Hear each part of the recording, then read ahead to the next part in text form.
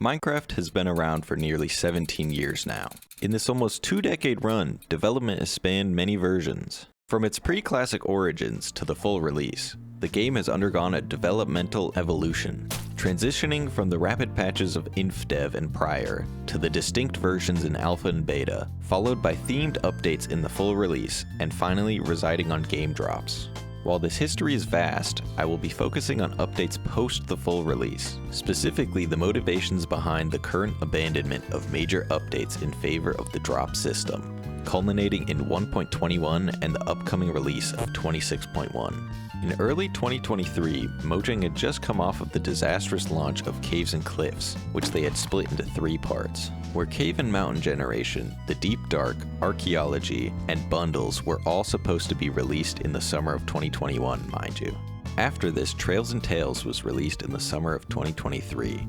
The launch was successful in comparison, but they probably wanted to switch things up so they would not have a situation where they promised too much under too tight of a deadline again. With this, they introduced game drops for Armored Paws. You may have realized there are some version numbers missing there. That is because Bats and Pots was technically the first drop, but it was grandfathered into the title after Armored Paws was announced as one. These drops are released at a rate of 1 every 3 to 4 months, usually with less content than a major update due to this frequency. Drops are also related to a theme. For instance, Armored Paws added armor and variants for wolves, while The Garden Awakens added the Pale Garden biome.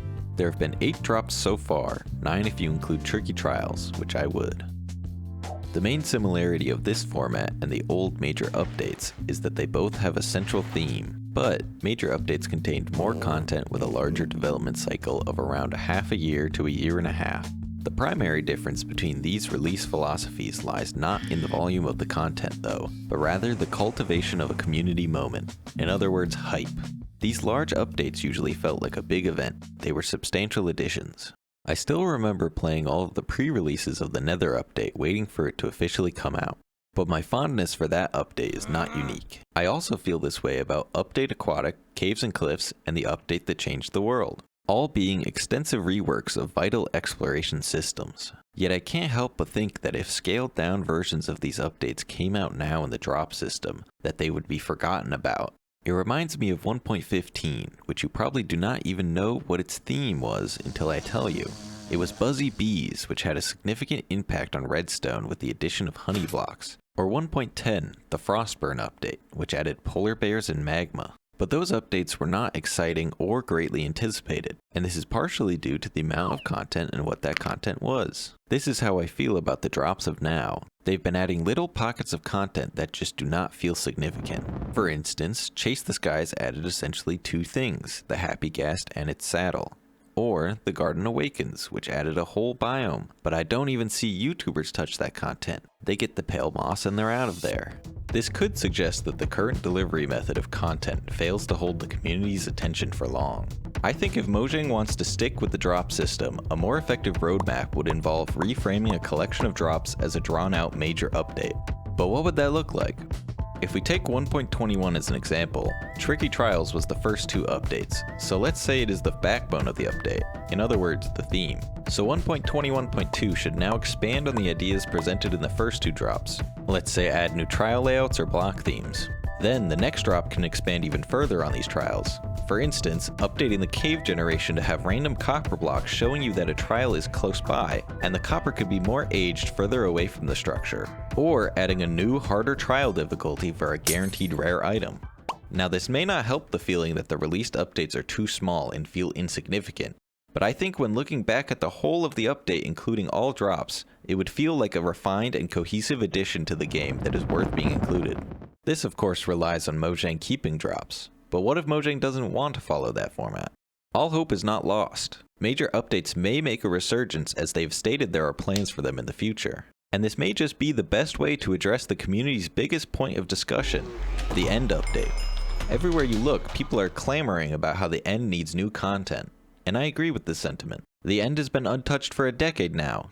The content that was added in the combat update had a big impact, but the dimension itself is unremarkable after getting your first pair of elytra. I would expect an update similar to the Nether update in scale, which I do not think would be well suited in the drop system. This would need to be a large update that has a lot of thought put into it to make it a good addition to the game. If Mojang were to do this, there would be many benefits for them, but I'll list a couple here. For one, this potential update already has a lot of hype surrounding it, even without any official mention of it, so it's going to have similar, if not more, if actually announced. This would also be a great way to get people invested in subsequent updates by showing that they are listening to the community and will continue to do so in the future. However, community trust is only one part. The releases still have to live up to expectations. This is not to say that any of the drop content is bad, all of the additions are well crafted and polished, but I can't help but think that Mojang could be doing more with what they have. Similarly, I'm not saying that the major update system is infallible. Clearly it can have its faults. Likewise, I'm not saying that the drop system is bad. You can use both of these methods poorly, but you can also use them well, which is what I want to see more of. But not like they really need to switch up what they're doing. They already have the most owned game in the world. 350 million sales, by the way.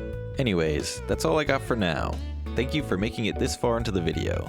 This is my first foray into video essays, and I plan on making more content in a similar vein in the future, so feel free to subscribe and stay a while.